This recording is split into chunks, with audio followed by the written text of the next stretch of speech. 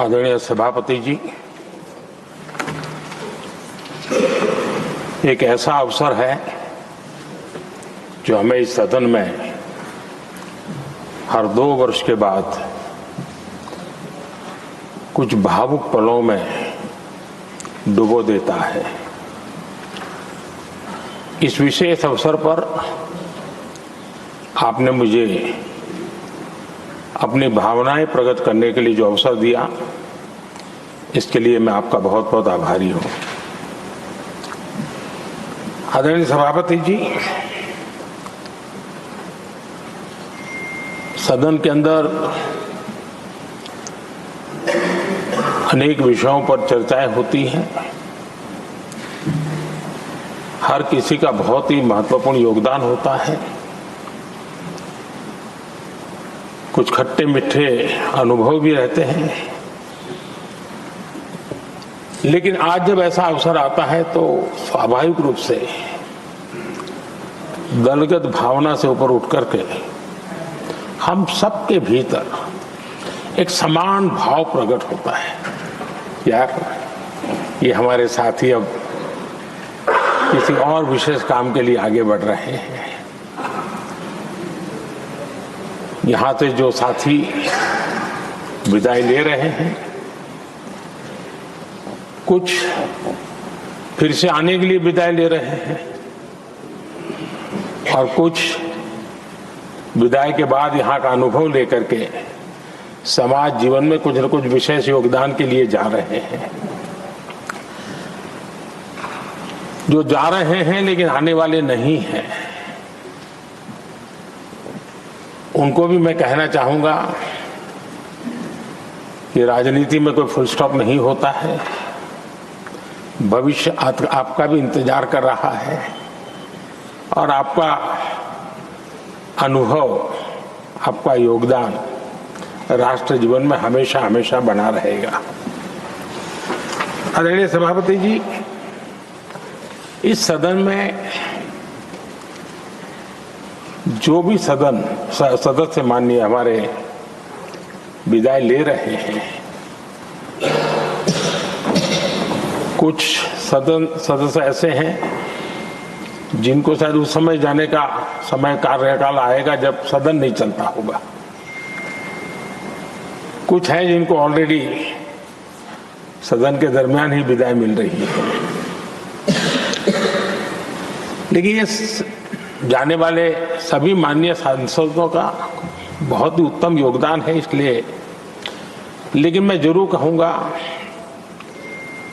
आदरणीय देवगौड़ा जी, आदरणीय खड़गे जी, आदरणीय शरद पवार जी, ये ऐसे वरिष्ठ लोग हैं जिनके जीवन का आधे से अधिक उम्र संसदीय कार्य प्रणाली में गई है और इतने लंबे अनुभव के बाद भी सभी नए सांसदों ने सीखना चाहिए वैसे समर्पित भाव से सदन में आना, जो भी हमसे उनसे बन सकता है उतना योगदान करना, यानी समाज में से जो जिम्मेवारी मिली है उसके प्रति पूरी तरह समर्पित रहना, ये इन सब वरिष्ठ लोगों से हम जैसे सबको सीखने जैसा है और मैं उनके योगदान की भूरी भूरी सराहना करूंगा, क्योंकि इतना लंबा कार्यकाल छोटा नहीं होता है, बहुत महत्वपूर्ण। उसी प्रकार से हमारे उपसभापति जी हरिवंश जी विदाई ले रहे हैं। हरिवंश जी को लंबे समय तक इस सदन में अपनी जिम्मेवारी निभाने का अवसर मिला है। बहुत ही मृदुभाषी, सदन को चलाने में सबका विश्वास जीतने का निरंतर जिन्होंने प्रयास किया, और मैंने देखा है कि संकट के समय ज्यादातर उपसभापति के ही जिम्मे आ जाता है कि भाई आप संभाल लेना जरा। तो उनको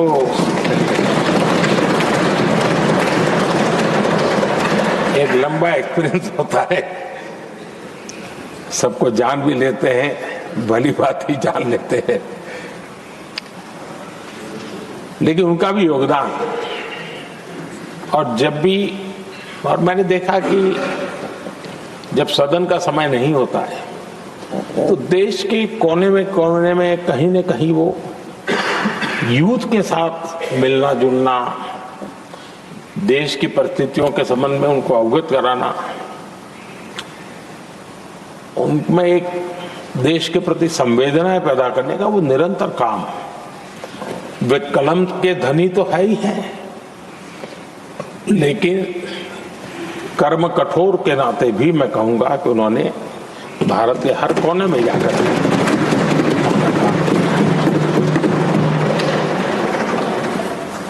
आदरणीय सभापति जी, कभी कभी किसी समय हम सुनते थे कि सदन में बहुत ही हास्य विनोद व्यंग्य का अवसर मिलता रहता है। इन दिनों शायद धीरे धीरे कम होता जा रहा है, क्योंकि 24/7 मीडिया की दुनिया ऐसी है कि हर कोई कॉन्शियस रहता है। लेकिन हमारे आठवले जी हैं जी, सदाबहार है।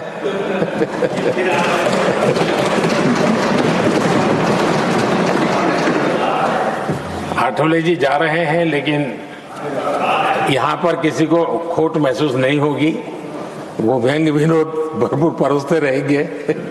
जब ये पूरा भरोसा है। आदरणीय सभापति जी, सदन में से हर 2 साल के अंतराल के बाद एक बड़ा समूह हमारे बीच से जाता है, लेकिन ये ऐसी व्यवस्था है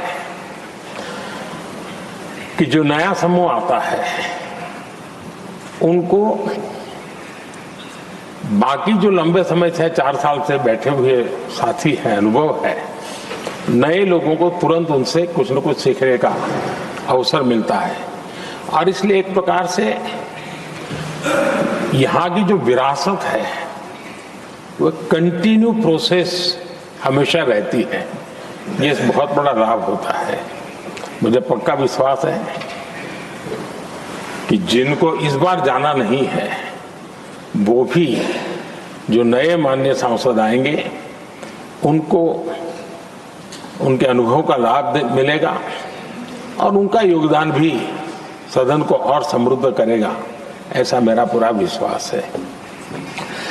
आदरणीय सभापति जी, हम लोग जानते हैं कि जीवन में या सार्वजनिक जीवन में जब भी कोई महत्वपूर्ण निर्णय करना होता है तो परिवार के लोग बैठ करके मन बना लेते हैं कि ऐसा करना है, लेकिन फिर भी कहते हैं अरे ऐसा करो, उनसे जरा पूछ लीजिए, एक सेकंड ओपिनियन ले लीजिए किसी वरिष्ठ से। और घर में वरिष्ठ नहीं तो कहेंगे मोहल्ले में देखो भाई वो काफी अनुभवी है, जरा उनसे पूछ लो एक बार उनका मन क्या करता है। अगर कोई बीमार है तो भी कहते हैं यार ऐसा करो भाई, एक और डॉक्टर से जरा ओपिनियन ले लो। सेकंड ओपिनियन का बहुत महत्व होता है। मैं समझता हूँ हमारी संसदीय प्रणाली में ये सेकंड ओपिनियन की बहुत बड़ी ताकत रही है। एक सदन में कुछ निर्णय होता है, दूसरे सदन में फिर आता है सेकंड ओपिनियन के लिए। अगर इस सदन में होता है तो उस सदन में जाता है सेकंड ओपिनियन के लिए। और ये सेकंड ओपिनियन उस सारी बहस को, उस सारे निर्णय प्रक्रिया को एक बहुत बड़ा नया आयाम दे देती है। और वो मैं समझता हूं कि हमारी निर्णय प्रक्रिया को समृद्ध करती है। तो इसलिए सदन में जो माननीय सांसद बैठते हैं उनके लिए एक खुलापन रहता है कि भाई चलो इस सदन में नहीं तो उस सदन में एक अच्छा ओपिनियन नया आएगा, उस सदन में नहीं तो इस सदन में एक नया ओपिनियन आएगा। तो ये सेकंड ओपिनियन ये हमारे लोकतंत्र में एक बहुत बड़ा कंट्रीब्यूशन है, जो जिस विरासत को हमें संभालना हमारे जो माननीय सांसद विदाई ले रहे हैं उनका तो योगदान रहा ही है। और इसके लिए भी मैं उनका साधुवाद करता हूं। आदरणीय सभापति जी, जो हमारे माननीय सांसद विदाई ले रहे हैं। बहुत आने वाले दिनों में तो शायद ये अवसर रहने वाला ही नहीं है, लेकिन ये माननीय सांसद ऐसे हैं कि जिनको पुराने संसद के भवन में भी बैठने का मौका मिला और नए संसद भवन में भी बैठने का मौका मिला। उनको दोनों इमारतों में उनको राष्ट्र के कल्याण के लिए अपना योगदान देने का अवसर मिला है और उनके कार्यकाल में ही उनको इस नए सदन के निर्माण प्रक्रिया में और नए सदन की निर्णय प्रक्रिया में भी हिस्सा बनने का अवसर मिला है। वो एक विशेष उनके जीवन में याद रहेगी, नई स्मृति रहेगी। आदरणीय सभापति जी, मैं सभी माननीय सांसदों के, और मैं मानता हूं कि ये सदन अपने आप में एक बहुत बड़ी ओपन यूनिवर्सिटी है। राष्ट्र जीवन की कई बारीकियों से परिचित होने का अवसर सदन में प्राप्त होता है। एक प्रकार से हमारी यहाँ शिक्षा भी होती है, हमारी दीक्षा भी होती है। ये 6 साल यहाँ जो रहने का अवसर मिलता है वो जीवन को गढ़ने का, राष्ट्र जीवन के घड़तन में योगदान का तो महत्व है ही है, क्योंकि निर्णय प्रक्रिया का हिस्सा है, लेकिन स्वयं के जीवन को गढ़ने का भी एक अमूल्य अवसर होता है। और इसलिए जब माननीय सांसद यहाँ आते हैं, उस समय की उनकी जो भी सोच, समझ और क्षमता है, जब जाते हैं तो अनेक गुना वो बढ़ती है, उसका विस्तार होता है, अनुभव की एक बहुत बड़ी ताकत होती है। और तब जाकर के जाने के बाद राष्ट्र जीवन का उनका निरंतर योगदान बना रहे हैं। वे अपने तरीके से व्यवस्था के तहत हो सकते हैं, व्यवस्था के तहत न हो सके, लेकिन उनका अमूल्य योगदान मिलता ही रहे राष्ट्र जीवन के निर्माण में। उनका अनुभव हमेशा हमेशा उपयोगी हो, ये मेरी उन सभी माननीय सांसदों को मेरी शुभकामनाएं हैं। और मैं फिर से एक बार सभी माननीय सांसदों के योगदान का गौरवगान करता हूं, साधुवाद करता हूं। बहुत बहुत धन्यवाद।